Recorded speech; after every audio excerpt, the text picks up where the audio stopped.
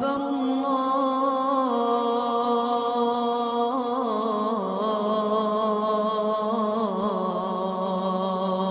الله fraud that my client is charged with, the amount of the fraud is $689,970.24.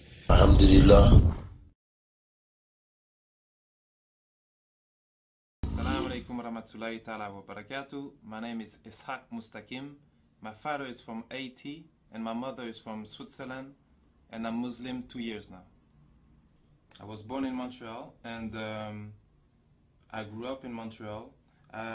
When I was a young kid, I was really good in school. Like my mom, I'm sure my mom had like high hope in me because I was his first kid, and I was a really good kid, really good grades in school and everything.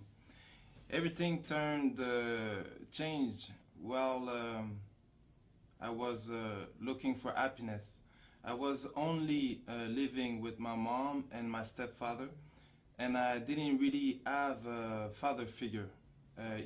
My stepfather was not a father figure, and my dad was not in my life. So I ended up being raised by the street. So at the age of 13, 14 years old, I started looking like the other kids in school. And I saw the kids that were taking drugs and drinking alcohol and going out with girls. I saw them like more happy than the other kids. So I started to wanted to be with them and try that stuff. So that's what I did. And hanging out with bad people end up to giving us like bad habits. So at the age of 15, I was so bad that they put me in like a juvenile jail. So I went to juvenile jail like for a few months, and after that I didn't stop like doing bad things. I did so much bad things that they wanted me like to lock me down like for good. So I ran out from that juvenile jail, and after that my mom had to send me back to send me to Switzerland. So I went to Switzerland to work for her brother, and I was working there I worked there for 3 months. But then again, I was alone there, but I put myself into a trouble that the police was looking for me, that I had to come back here to Montreal. And that was at the age of 17. At the age of 17, I cooled off. I stopped doing like bad things a little bit because I was saying to myself like soon I will be 18, and soon like if I get caught, I will go to jail. But I don't know what happened with me. Like at 18, like I started back again, and they got me, and I went to jail for like 2 years. Before I went to jail, I learned that the happiness was into getting high, getting drunk, and getting with girls. But in jail, because jail is the school of crime, I learned that the happiness was into getting a lot of material thing, a lot of money. And 2 years in that jail made me have a criminal mind. I didn't have a really criminal mind before, but that 2 years, like that's what it did. And I was Christian before, and I was Christian, but I was not praying. I was only praying like when I wanted something really bad, or when I was into problems. And that jail time was for me a problem. So I started reading the Bible and praying a little bit. And I don't know why, like somebody that I wasn't speaking with, he wasn't around like who I was hanging with. He just came and gave me the Quran, and he told me to read it. But at that time, like I was reading the Bible, and the Quran was not written the same way, so it didn't like touch me. So I just like give it back. After when I got out from jail, um, I started my mission to get money. When I got out of jail is there that when I got out of jail is then when I started chasing the money, getting after the money, and because I had no school and the fastest way to get money was a criminal way, that's the way I went. And in every type of way to make money, any type of like bad thing you can think, I was in it, because really my plan was getting money. And I lived like, I don't know if it's a good thing, or if some people would say it's a good thing, some people would say it's a curse, because in my life, like, I achieved like most of my goals that I wanted. And for 10 years, like, I lived that life of like luxury, that life of power and respect. So because when I say this, like, people don't really understand, so I have to make a little bit like of explain a little bit. Like when I say like I had the things that most people, young and older, they would like to have, that I had in my life, they don't really understand, because everybody has his own perspective on like what is luxurious.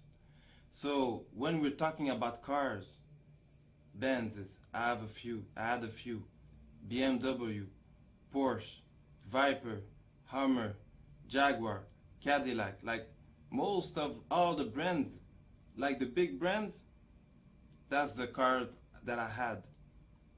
Like houses, condos, but not like only like the cars like normal, like the car, because when you buy a car, it's like to make you happy, but the thing is that happiness doesn't last.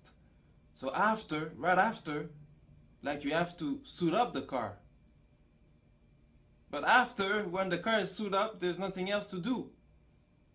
So you buy another car. Me at one time, like, had like 2 cars, and I was renting out like other cars just to have another change, because like I was bored. I had a house and I was living in hotel suites. It cost me like 10,000 a week just for hotel suites. So the clothes, like just the clothing, like because like when you have money, like even the money like change your style a little bit. Because before I was like I was dressing like everybody, but after that I had to like buy suits, you know, like $3,000-4,000 suits, you know. And I had like me, I was not really the type that was going like into clubs and partying. I didn't really like that. What I liked it more was really, because really I was on a mission, I really liked it more like staying home, counting money, planning for other plans, you know. So when I got out into the club, was only like for money purpose, when we had like meetings, or like when they invite me. So they had to be like VIPs and everything, because the thing is that most of the rappers, they want to be like gangsters, and most of the kids, they want to be like rappers, but those rappers, they want to be like the criminals. And at one time, that was the type of person I was. I was a person that really liked like to enjoy a good meal. So that's what I liked it most. Every day going to big restaurant, like the biggest restaurant of the cities, and eating on floors that most of you will never see. like floors that are not open to the public. So we eat like for like few thousand a meal, and that's nothing because there's other people that's doing more, you know. So that was the type of life that I was living, and I lived like a millionaire life for like 10 years. But at the end, because all that doesn't come from nothing, you have to work a lot. And at the end, I was questioning myself, like, because when you have all that, and I didn't find the happiness, like, even at one time, because I was in my house, that I rebuilt my complete house, like, I made a container like to come in front of my house, and I destroyed everything, like throw out everything in the container, and I rebuilt everything like with the best of the material. But even after, I'm alone in my house, like, and I'm thinking like I'm not happy. Even if I drink the best of the alcohol, I'm not happy. So I was questioning myself like really badly, and it's then when sometime like you go into like little like what we can call like depression, because you're questioning yourself so much.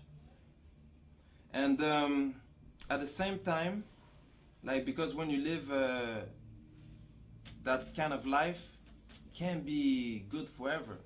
So after 10 years, I got caught for a little thing, and I had a sentence of 11 months.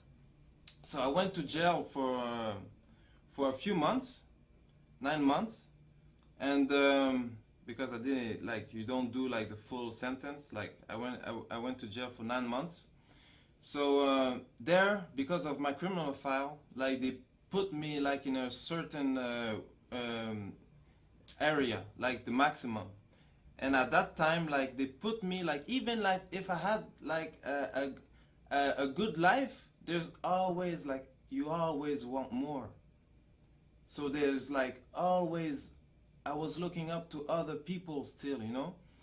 So, and they put me like in a wing with like those kind of people that had even more money, that was spending even more money. Like they were talking like a lot of money. So and and it's not like anybody, like we're talking just like that and you believe, like you can read it in the newspaper when something happened, like it's in the newspaper. So and they were talking about me like that. Even them, they were not happy. Even them, like they wanted to change. So really, all that made me even more like put in a position that I had that I had to think about my life. And after, at the end of my sentence, I got in a jail, in a cell with a Muslim, and that Muslim brother started to talk to me about Islam. And really now I was like, because I was already questioning myself, so I was really interested about what he was saying, and what is a good thing for him, but a bad thing for me. He got released, but he told me he would send me the Quran, but maybe something happened because he never did. Like, no, I don't know if he never did, but I never received it. So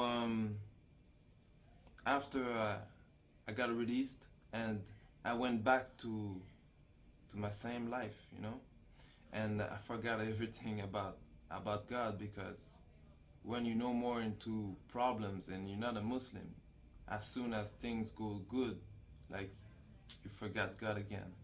And while I was like doing my life, I met up with a woman, and that woman, she was Muslim, and her mom, she told me that I should look up into Islam, and it's then that I started doing my own research.